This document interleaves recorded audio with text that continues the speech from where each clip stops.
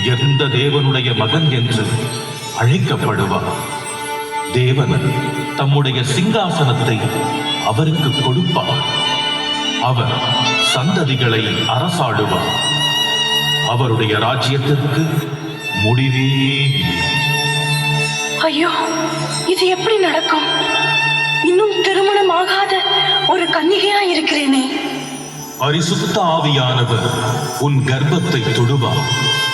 தேவனுடைய வல்லமை உன் மீது இறங்கும்.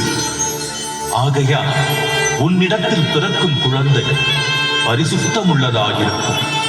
அவர் தேவனுடைய குமாரனாக எண்ணப்படுவார். தேவனால் கூடாத காரியம் ஒன்றுமில்லை. இதோ நான் ஆண்டவருக்கு அடிமை. உம்முடைய வார்த்தையின்படி எனக்கு ஆகட்டும்.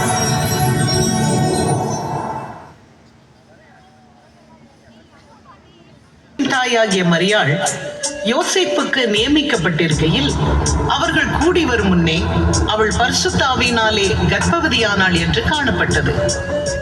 அவள் புருஷனாகிய யோசேப்பு நீதிமானாயிருந்து அவளை அவமானப்படுத்த மனதில்லாமல் ரகசியமாய் அவளை தள்ளிவிட மனதாயிருந்தான். அப்பொழுது ஒரு நாள் இரவில்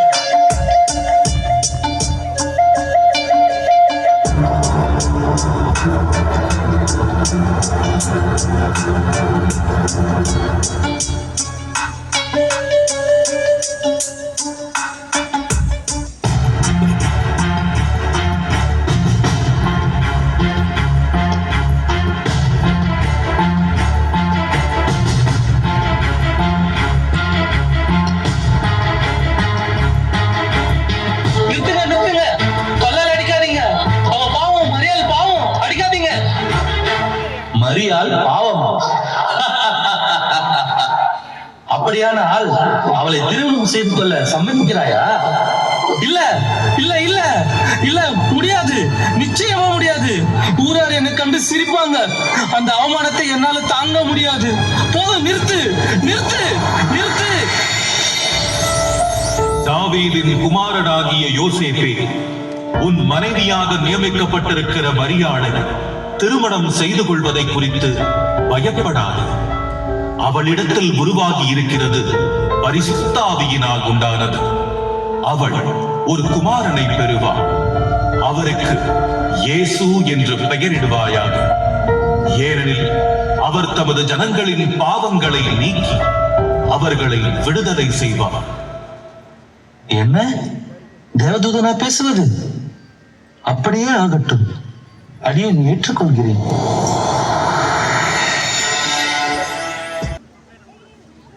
இப்படியாக தேவனது சித்தப்படி யோசேப்பும் மரியாளும் திருமணத்தில் இணைக்கப்பட்டனர். தேவதூதன் மூலமாக சொல்லப்பட்டபடியே மரியாளின் கர்ப்பத்தின் கனி வளர்ந்தது.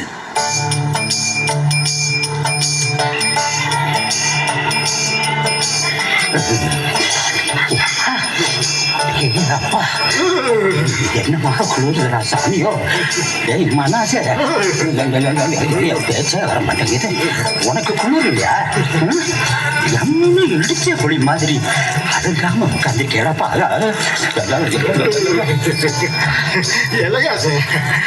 அவனுக்கு ஏண்டா குளிர போகுது? புது பொண்டாட்டி வீட்டுல இருந்து சீதனமா புது கம்பளி போர்வை கிடைச்சிருக்கு.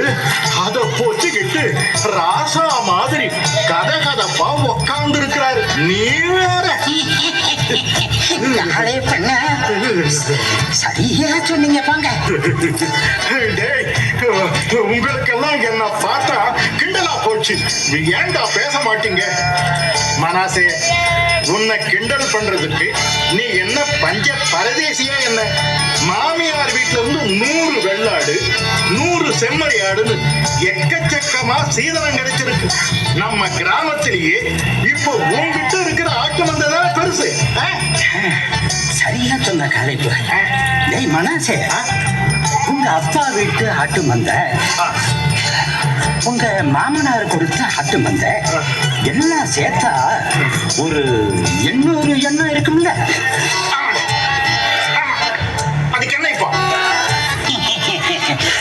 கோபப்படாத மாப்பிள்ள, நம்ம ஏனே ஆசாரு என்ன இப்போ உங்ககிட்ட உண்மையத்தானே கேட்டாரு.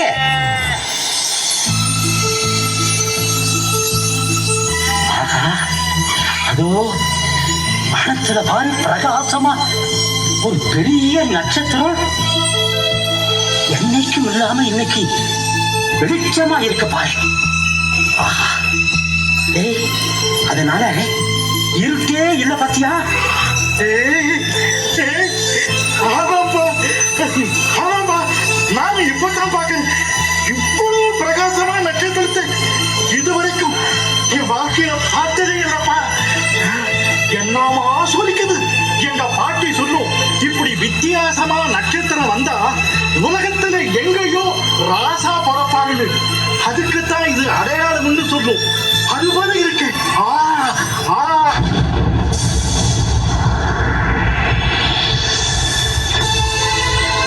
பயப்படாதிருங்கள். இதோ எல்லா ஜனத்துக்கும் மிகுந்த சந்தோஷத்தை உண்டாக்கும் நற்செய்தியை உங்களுக்கு அறிவிக்கிறேன். இன்று கர்த்தராகிய கிறிஸ்து எனும் இரட்சகர் உங்களுக்கு தாவீதின் ஊரிலே பிறந்திருக்கிறார். பிள்ளையை துணிகளில் சுற்றி முன்னணியிலே கிடத்தி இருக்க காண்பீர்கள். இதுவே உங்களுக்கு அடையாளம்.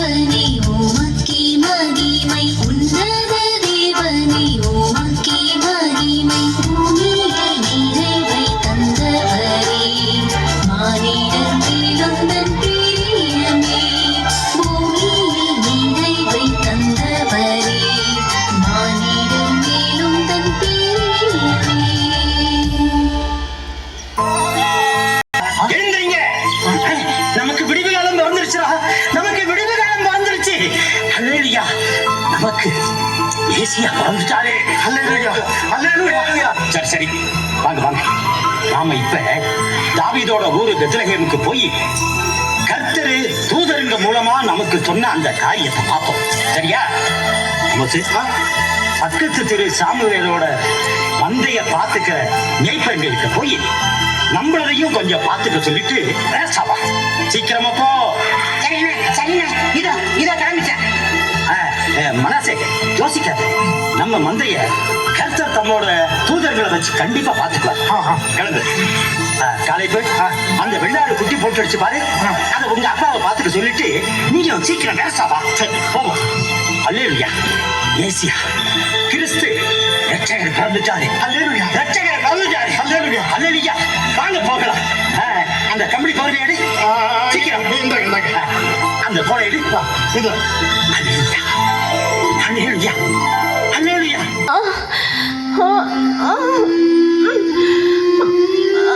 கொஞ்சம் பொறுத்துக்கம்மா, இங்கேயே உட்காரு. நான் போய் தங்க இடம் பார்த்துட்டு வந்துடுறேன்.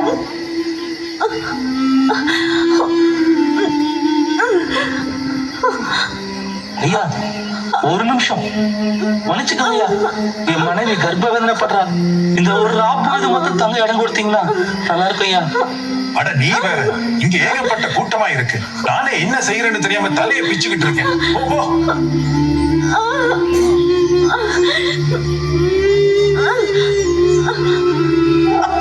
கொஞ்சம் பொறுத்துக்கம்மா, இங்க இடம் கிடைக்கல, வேற இடம் பார்க்கலாம். வலிக்குதே. இனி ஒரு அடி கூட என்னால எடுத்து வைக்க முடியாதுங்க.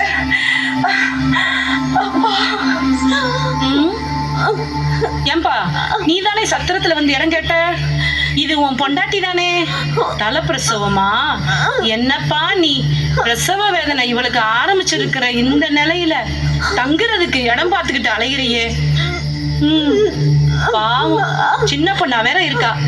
இங்க வேற ஒரே திருவிழா கூட்டம் போல இருக்கு. இந்த ஊர்ல இந்த நேரத்துல எந்த சத்திரத்திலும் இடம் கிடைக்காது. இன்னும் கொஞ்ச நேரத்துல குழந்தை பிறந்துரும் போல இருக்கு. அதனால ஆபத்துக்கு பாவம் இல்ல. அதோ தெரியுது பாரு ஒரு மாட்டு கொட்டகை, அங்க போகலாம். சரியா? சரிம்மா.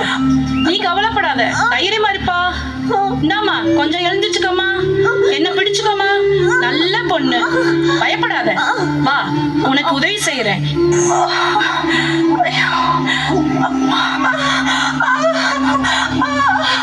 நான் எத்தனை பிரசவம் பார்த்திருக்கேன் தெரியுமா?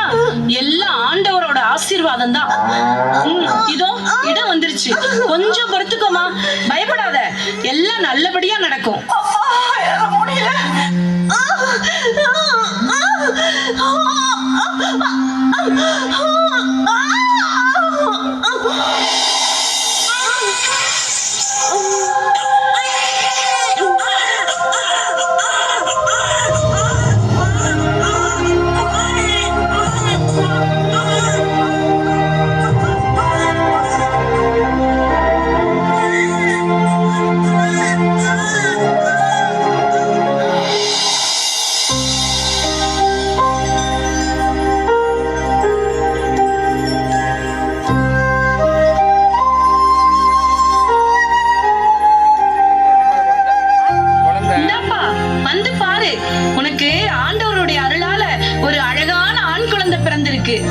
உன் பொண்டாட்டிக்கு சுகப்பிரசவம் தான். அவளை பத்தி கவலைப்படாத, நல்லா இருக்கா.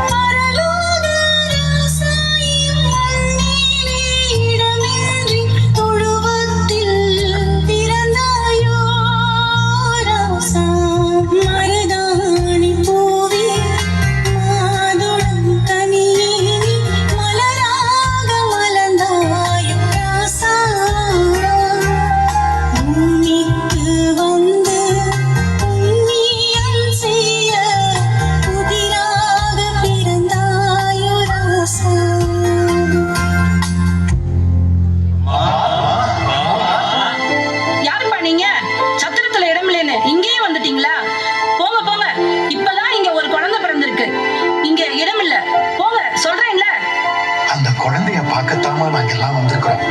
இந்த குழந்தைய பார்க்க வந்திருக்கீங்களா? நீங்களாம் யாரு? இங்க குழந்தை பிறந்திருக்குன்னு உங்களுக்கு எப்படி தெரியும்? அம்மா, நாங்கெல்லாம் ஆடு மேய்க்கிறவங்க. ராத்திரியில வயல்வெளியில மந்தைய காத்துக்கிட்டு இருந்தோமா, அப்போ திடீர்னு வானத்துல இருந்து ஒரு தேவதூதர் வந்தார். வந்து, பயப்படாதீங்க, எல்லா மக்களுக்கும் ரொம்ப சந்தோஷத்தை கொடுக்கிற ஒரு நல்ல செய்தியை உங்களுக்கு சொல்றேன். இன்னைக்கு கர்த்தராகிய கிறிஸ்து என்னும் ரட்சகர் உங்களுக்காக தாவீதோட ஊர்ல பிறந்திருக்காரு. பிள்ளைய துணியில சுத்தி முன்னாடி கிடத்தி இருக்கிறத பாப்பீங்க, அதுதான் உங்களுக்கு அடையாளம்னு சொன்னாரு. அது மட்டும் இல்ல, திடீர்னு ஒரு பெரிய தூதர் கூட்டமே வந்து உன்னதத்துல இருக்கிற தேவனுக்கு மகிமையும் பூமியில சமாதானமும் மனுஷங்க மேல பிரியும் உண்டாவதாகன்னு சொல்லி துதிச்சாங்க. இந்த விஷயத்தை எல்லாம் தேவதூதர்கள் சொன்னதுனாலதான் குழந்தைய பார்க்கறதுக்காக நாங்க இங்க வந்திருக்கோம். அப்படியா? தேவதூதர்கள் சொன்னாங்களா? வாங்க வாங்க வாங்க, வந்து குழந்தைய பாருங்க, வாங்க.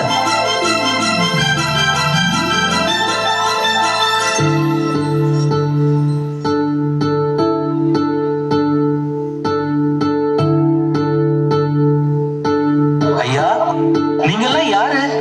எங்கிருந்து வரீங்க? நாங்கள் எல்லாம் வானசாஸ்திரிகள், திராவிட நாட்டில் இருந்து வருகிறோம். உலகத்தின் இரட்சகராகிய பிரஜாபதி பிறக்கப் போகிறார் என்பதை திட்டமாக எழுதப்பட்ட வேதங்களையும் உபனிஷத்துக்களையும் கணித்து அடையாளமாக வானத்தில் தோன்றிய நட்சத்திரத்தை பின்தொடர்ந்து பிரஜாபதியை பணிந்து கொள்ள வந்திருக்கிறோம்.